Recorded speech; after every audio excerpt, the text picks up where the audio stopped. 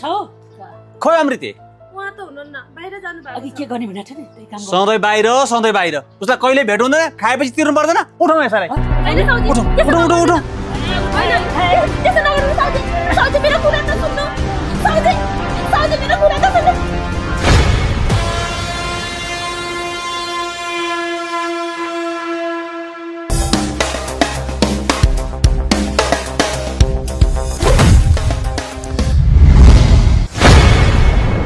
साउजी के भयो किन तर्सिनु भएको तपाई होइन त्यस्तो केही होइन साँच्ची अमृतको व्यवसाय कस्तो चल्दैछ राम्रै चल्दै होला नि भर्खर त सुरु गर्दैछन् साउजी राम्रो भइराछ भनेर त भन्छस् ओए तिम्रो बुढालाई छिटो ढेवा दिए भनेर ल्या त नत्र भनिसके त सबैको ऋण चुक्ता गर्छौँ भनेर हामीलाई पनि यो ऋणको भार बोकेर बस्ने त कहाँ रहन्छ र साउजी हुन त हो पनि भर्खर काम सुरु गरेछ केटाले काम गर्दै होला नि त तिर्ला नि त बिस्तारै मैले भनिसके त केही समय दिनुहोस् त्यसपछि तपाईहरूको ऋण चुक्ता गर्नेछु नि साउजी परिस्थितिले अहिले हामीलाई अभावको पिञ्जरामा कैदी बनाएको छ ल तिमीले भन्छौ भने म त माने तर यो ज्यापुको चाहिँ चित्त बुझौ है मलाई हेर्न यहाँ कस्तो आपत परेर ल्याउँछ यता आयो दुःख देखाउँछ माया लागेर ल्याउँछ त्यहाँ घरमा बुढीले पाटा कसरी ल्याउँछु भनिसकेको छ बुढीलाई केही दिन थुमथुमाउ न बरु हामी अमृतको कारखाना हेर्न जाउँ गाह्रो छ ल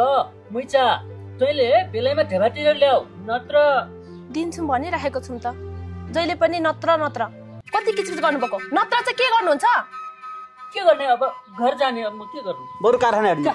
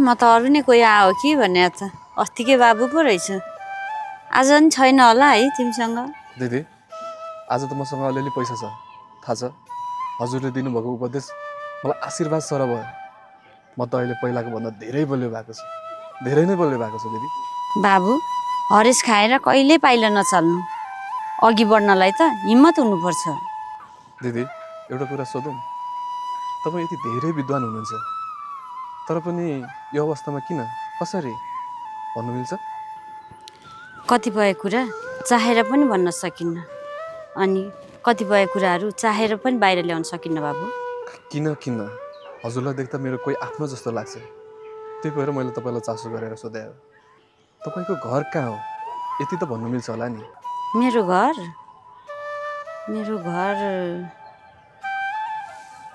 कहाँ पो अरे तपाईँ कसरी यो अवस्थामा आइपुग्नु भयो त्यो त तपाईँलाई थाहा होला नि कसले कसरी यो अवस्थामा ल्यायो मलाई भन्नुहोस् त मलाई खास चाहिँ केही थाहा छैन बाबु दिदी तपाईँको नाम चाहिँ के हो नि मेरो नाम खै सबैले भिखारी भन्छन् कोहीले माग्ने भन्छन् त कोही पागल भन्छन् अझ कोहीले त मलाई बोक्सी भन्छन् ती मध्येमा खोइ मेरो के नाम हो मलाई थाहा छैन बाबु दिदी तपाईँलाई कसले के भन्छ र अनि तपाईँलाई यहाँबाट अन्त कतै जाउँ जस्तो लाग्दैन सुन्नुहोस् त दिदी यदि मिल्छ भने तपाईँ मेरो घरमा आइनुहोस् तपाईँलाई म मेरो घरमा लगेर राख्छु घर हो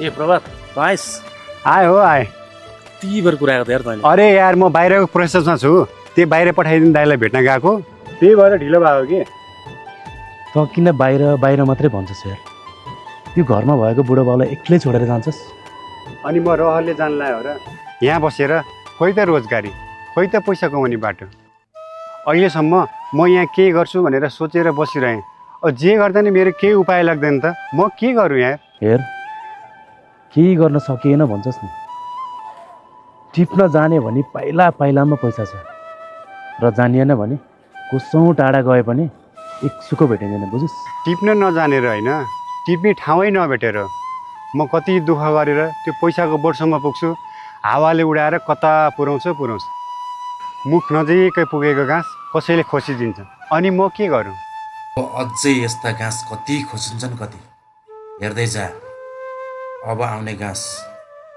तेरो गैरी खेत मकै फल्ने बारी तेरो घर अनि तैँले मन पराएको केटी सबै खोजिन्छन् ओइ राज होइन कता टोला गयो त कहीँ होइन यार ओ साथी बाहिर जान लागेको पिर लाग्यो नि त्यस्तो केही नसोचिकन राम्रोसँग जा है बाहिर जाने भएपछि ल अब घरमा बा पनि पिर गरेर होला नि पछि भेट्दै गरौँला नि त मेरो पनि काम छ घरमा लाग्यो है त ल ल आज त ढेबा नलिकन जाँदै जाँदैन होइन जसरी उठाउनु पर्छ नि त्यही त यही ढाँटेर ल्याउँछ बाबा कारखानामा छ भन्थ्यो तालचा मारेछ त आज पनि त्यसको बुढले ढाँटेर ल्याए क्या हो पक्कै त्यसको बुढले ढाँटी अघि नै कारखाना जानुभयो भन्थे अहिलेसम्म तालचा लागिरहेको छ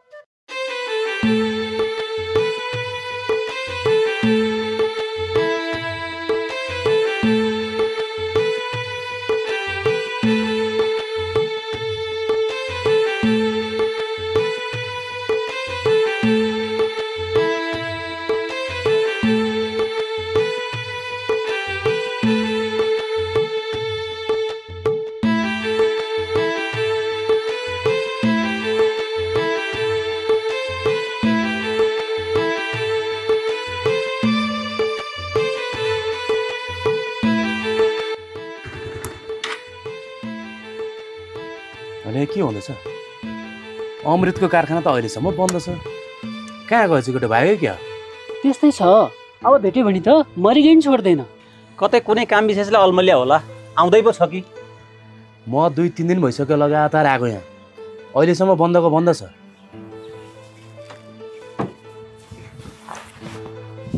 के हो केटा भाका नागेको तँलाई याद छ कि बिर्सेस् कि याद दिलाउँ टल्ला परेर हेरेर बस्छस् त थाहा छ दाइ तपाईँको सबै पैसा तिर्छु केही समय दिनुहोस् न सधैँ यस्तै भन्न त भएन नि भाइ आफ्नो व्यवहार त बिस्तारै सल्टाउँदै जानु पर्यो नि जहाँबाट हुन्छ जसरी हुन्छ तिर्ने ठाउँमा तिर्दै जानु परेन त्यही त मलाई झन् त्यहाँ बुढीले घरमै बस्नु दिएको छैन किचकिच गरेर ल्याएर कस्तो टेन्सन गराइसक्यो पैसा दिँदैन मैले दिएको त झन् 2 वर्ष भइसक्यो 6 महिनामा दिन्छु भनेर लगेको पैसा आजसम्म दिएको छैन खोइ मलाई आज जसरी भए पनि चाहियो दाइ म कुन अवस्थाबाट गुज्रिरहेको छु त्यो त हजुरलाई थाहा छ कि छैन यो तेरो समस्या हो मेरो होइन मलाई मतलब छैन मलाई मेरो पैसा जसरी भए पनि चाहियो के गरी तिर्छस् कसो गरी तिर्छस् तिर हातले दियो खुट्टालाई शास्ति भनेको यही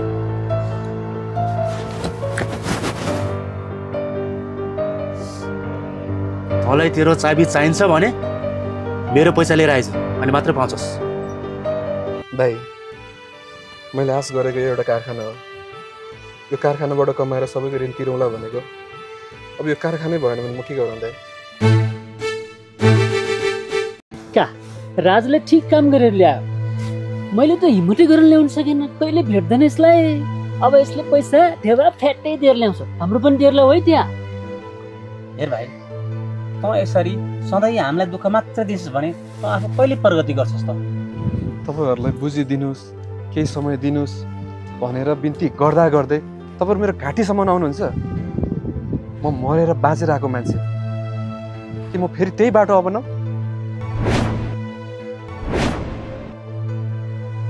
अन्जानमा आत्महत्या गर्न हिँडेको मान्छे म भगवान्ले एक मौका दिनुभयो गरेर खा भनेर अब तपाईँहरू यही अधिकार पनि खोज्न चाहनुहुन्छ? तेरो कारण हामी मर्न जाउँ? तँलाई दुःख परेर सापटी दिएको, आफूसँग प्रशस्त भएर तँलाई राख्न दिएको होइन, बुझिस्? थाहा छ मलाई सबै कुरा। तिर्छु म सबैको। केही समय दिनुहोस् न, कसैलाई निराश पार्दिनँ। यति भनेपछि भएन? तैँले यही भनेको 1.5 वर्ष भइसक्यो। अब मेरो पैसा तिर अनि चाबी लिएर जा। तैँले जबसम्म पैसा दिँदैनस् तबसम्म मैले यो चाबी दिनेवाला छैन। अब यसैले समातेर लगे त भने त्यसको सामान केही छैन। ल म चाहिँ गएँ। अब के गर्नु? यसलाई समातेर लगेर दराजमा थन्काएर राखेर नि भएन।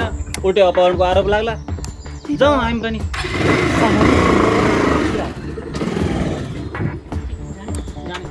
चाबी त लैजाऊ, ढेवा ल्याऊ।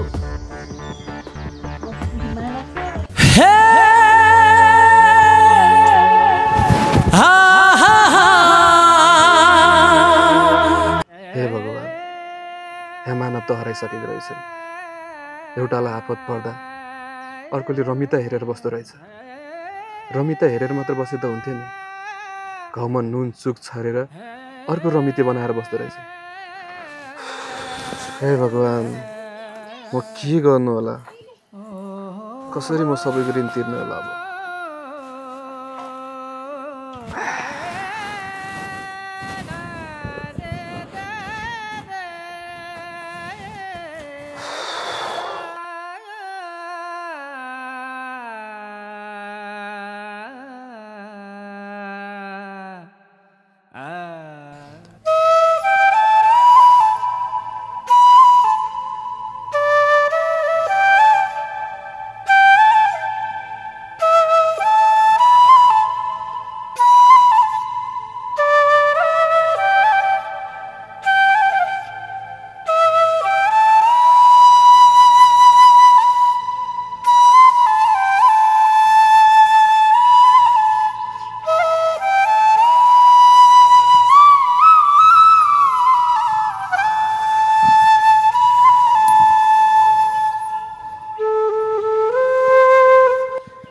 किन बोलाउनु भएको?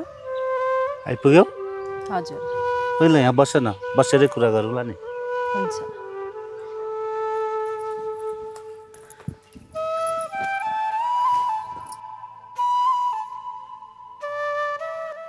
ल भन्नुहोस्, के भन्न बोलाउनु भएको? म त तिमीलाई अस्तिको कुरा के सोच्यौ भनेर सोध्न बोलाएको। तपाईँलाई त मेरो बारेमा राम्ररी थाहा छ। समाजमा छिछि र दूर दूर भएर बसेको मान्छे। तपाईँले मेरो हात थाम्छु भन्दा खुसी भएर हुन्छ भन्नुपर्ने, तर अझै पनि केही सोच्न सकेको छैन। होइन, तिमीले कसको के बिगारेकी छौ र? आफ्नो सोझो बाटो हिँडेकी छौ, अनि किन समाजसित डराउँछौ? अस्ति हामी एकछिन भेट्दा त यो समाजका पहरेदारहरूले कम्ता खेद गरेका छन् हामीलाई। हेर, बाँच्ने हामीले हाम्रो लागि हो, दुनियाँलाई त पैँतालाको धुलो सम्झेर कुल्चेर हिँड्ने हो। हेर कल्पना, कुरा काट्नेले त राम्रै काम गरे पनि खुट्टा तान्नको लागि कुरा काट्छन्, नराम्रो काम गरे त झन् के कुरा गर्नु र?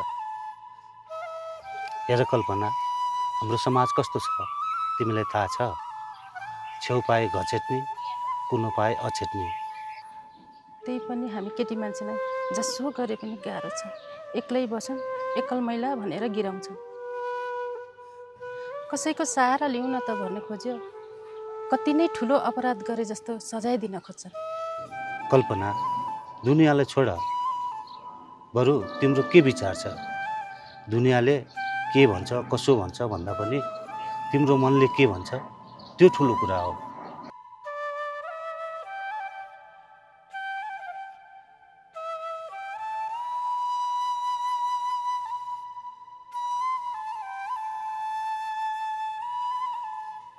कल्पना, कुन दुनियाँमा हरायो तिमी? के सोचेर टोलाउँदैछौ? के होइन, हुन त म यस्तो कर गर्दैछु, तिम्रो मन दोधार भएको होला। दोधार नबनाइकन मन फराकिलो पारेर निर्णय लिऊ है कल्पना। अझै पनि मलाई सोच्ने समय दिनुहोस्, म सोचेर हजुरलाई भन्छु। कल्पना, तिमीलाई कति समय सोच्नुपर्छ? सोचेर जवाफ देऊ न है। हुन्छ, म सोचेर जवाफ दिन्छु। अहिले गाउँलेले देख्यो भने के कुरा काट्छन्। ल म अहिलेलाई गएँ है। ल सोचेर जवाफ देऊ ल। हस् हुन्छ।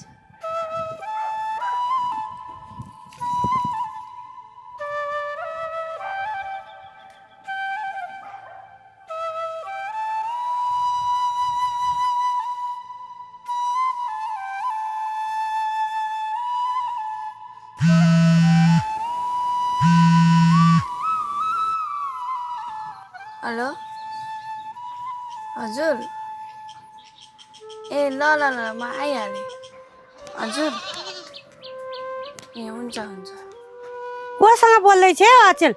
आजभोलि धेरै फोनमा व्यस्त हुन थालेको छ हो त, के हो? आमा कोही पनि होइन के साथी हो। होइन ए छोरी, आजकल त धेरै फोनमा व्यस्त हुन थालेको छिस्। यस्तो गर्ने होइन है, धेरै फोनमा बोल्ने होइन। फोनमा बोले पनि नराम्रो मान्छेसँग बोले छैन के अरे। त भनेको मान है, भनेको मान। फोनमा धेरै बोलिराख्ने होइन नि। का आमा छोरी फेरि झगडा गरेर ल्याएछ?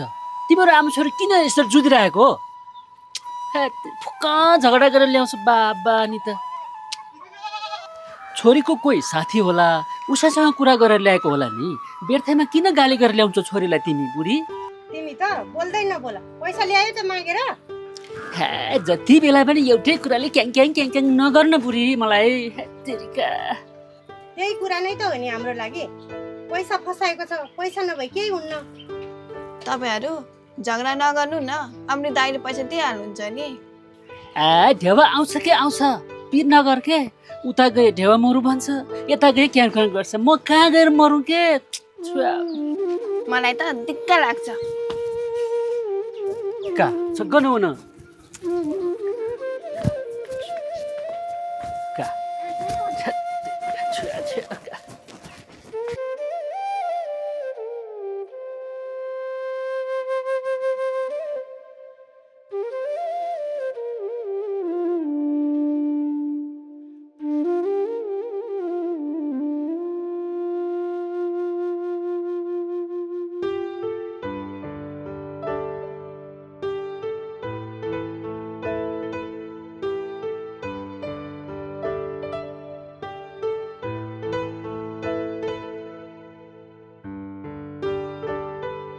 ए नानी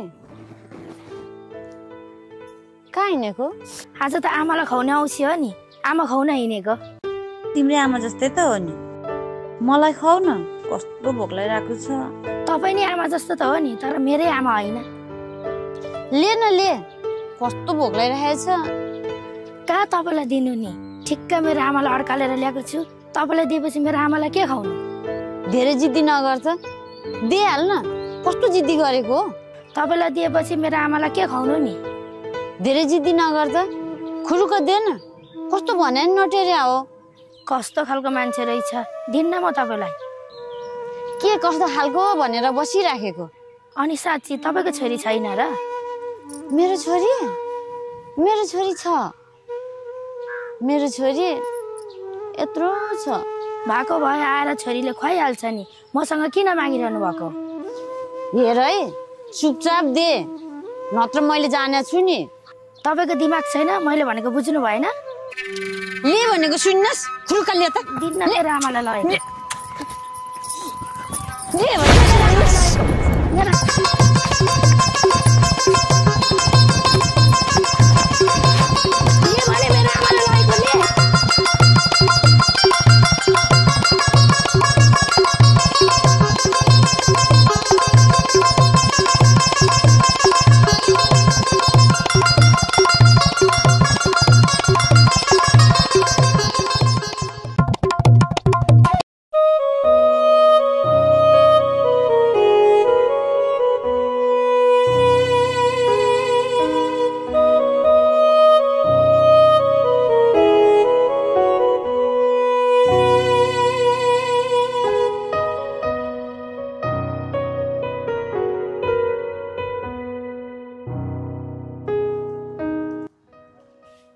कल्पना,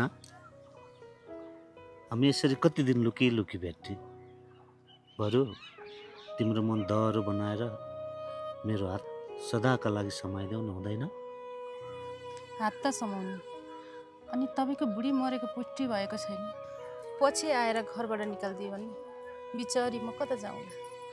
कल्पना, यतिका वर्षसम्म अत्तो पत्तो केही नदिकन बस्ने मान्छेले अहिले आएर हक खोजी भने कसले दिन्छ र? त्यही पनि आधार त केही चाहियो नि। आधार? तिमीलाई म बलियो बनाएर राख्छु, ढुक्क हुनु। मेरो नाममा केही सम्पत्ति घर जग्गा भयो भने बलियो बन्ने थियो। घर जग्गा? मेरो घर जग्गा सबै तिम्रो नाममा पास गरिदिउँला नि, ढुक्क हुनु है तिमी? साँच्चै हो?